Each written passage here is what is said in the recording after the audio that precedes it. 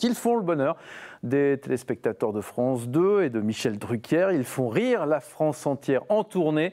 Ils seront d'ailleurs chez nous pour 3 dates, le 22 novembre à Lille, le 22 novembre au théâtre de Caudry, le 23 au théâtre Sébastopol à Lille et le 20 décembre à Sénéo, à Longnes dans le Pas-de-Calais. Est-ce que messieurs, vous êtes bien coiffés, ça va? Tout va bien.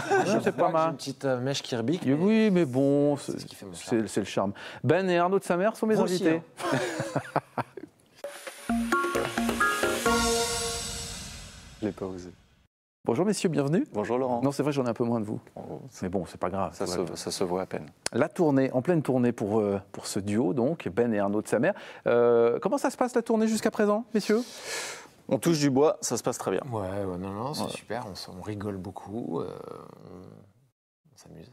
On s'amuse. C'est vrai qu'on s'amuse à les voir sur scène. Vous vous amusez, vous aussi, sur la scène? C'est un peu ça l'idée? Oui, c'est-à-dire qu'on est, on est très potes dans la vie, donc on rit beaucoup en dehors de scène pendant la tournée. Ouais. Et puis sur scène, évidemment, avec le public, je crois que c'est assez communicatif. Ouais. Alors on va se mettre tout de suite dans l'ambiance avec le teaser du spectacle. Regardez. What are the consequence of the brick site for the basic people in the life of all the day? What?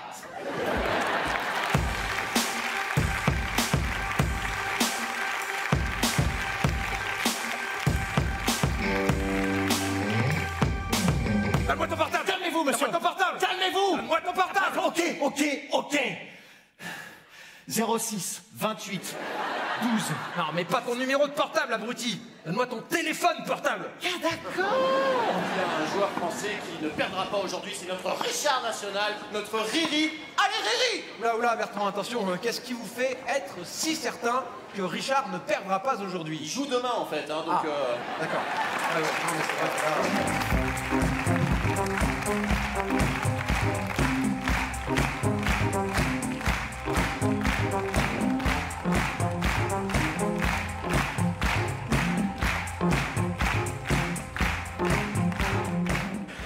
Ben et Arnaud de sa mère sur scène. Qu'est-ce que vous pensez de ce qu'on vient de voir là? Ça vous fait rire, j'ai l'impression encore.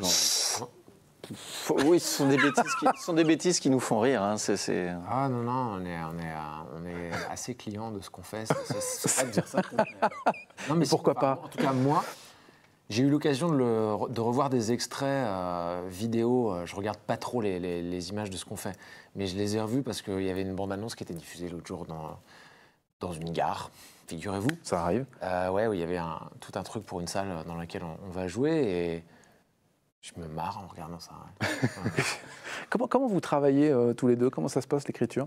Alors, en fait, c'est assez naturel, en fait, c'est assez instinctif tous les deux. Si on s'est associés, comme on est assez fainéants, si on s'est associés, c'est que l'écriture était assez naturelle, assez instinctive. Voilà. C'est-à-dire que ça part en général d'un éclat de rire entre nous, d'une bêtise qu'on sort et qu'on observe, qu'on voit, qu'on relève et on se dit tiens, est-ce que ça pourrait en faire un sketch ou pas? Quand on a une liste de bêtises suffisamment importante pour commencer à penser à écrire un spectacle, là, on organise des séances de travail et ensuite Vous l'avez dit, c'est aussi la vie quotidienne, c'est le quotidien de tout le monde qui vous inspire en fait dans votre spectacle. Oui. Alors ça va être le quotidien, pas forcément des choses que traitent beaucoup d'humoristes, c'est-à-dire la politique, la société, l'actu brûlante. Ouais. Ça.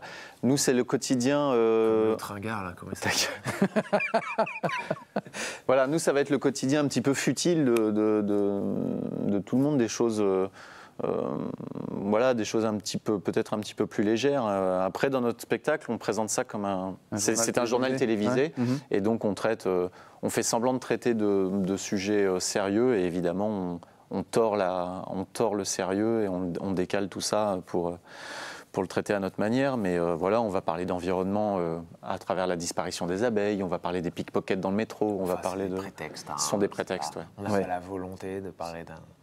C'est juste qu'à un moment, ça nous amuse d'être revêtir des costumes. Des costumes. Mettre dans la peau d'un journaliste ou de. Ouais. Vous aimez bien ça, les journalistes en général? Ça vous inspire ça? Bah, il y a quelque chose de jubilatoire avec les journalistes, c'est qu'ils ont un tel devoir de neutralité. Ouais.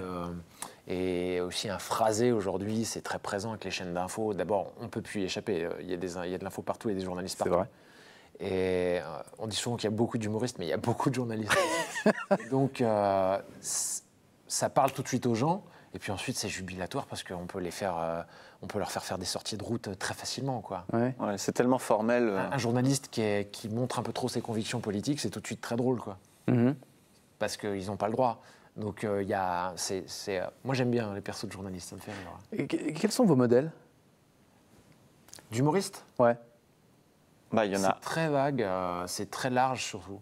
On parle souvent de François Rollin. Ouais, il y en a un qui Mais- revient beaucoup et qui nous a réunis au départ, c'est François Rollin. Ouais. Pourquoi? Et, Après, parce que à un certain esprit, on a eu l'occasion d'être intronisé dans l'académie des des amis d'Alphonse amis Allais. d'Alphonse Allais, dont on pourrait pas revendiquer si un peu, quoi. Enfin, c'est des choses qui nous parlent. On fait un sketch, on reprend un sketch de Chevalier Las Palais, mais dans une version théâtre contemporain mignon, mais on fait ça parce que le sketch de Chevalier Las Palais, ils ont des sketchs qu'on aime vraiment, quoi. Ouais. On aime les Monty Python, on aime Laurent Lafitte. Laurent Lafitte, c'est assez large, quoi. Ouais. Vous aimez jouer aussi avec la langue française, c'est un peu ça l'idée? Ouais, on aime bien. Ouais. Ouais. Bah, l'héritage de François Rollin, il est aussi là-dessus. On a une langue, quand même, le français, qui est assez extraordinaire pour ça. C'est quand même une langue qui est difficile, mais Les accents aussi, selon les régions, qui sont très... Ouais. Mais c'est une langue, Attention. C'est une langue qui est complexe et cette complexité, elle permet de jouer avec beaucoup. Ouais. J'ai lu, Arnaud, que vous improvisiez beaucoup.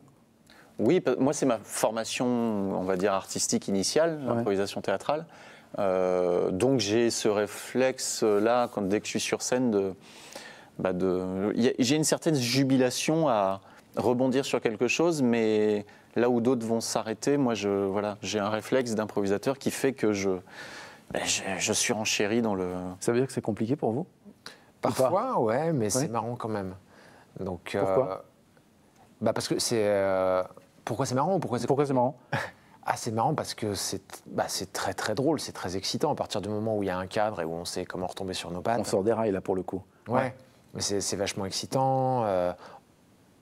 En plus, on s'amuse à se taquiner, à se piéger un peu l'un l'autre. Le public le sent. Enfin, ça devient un jeu vraiment... ça met du sel, quoi.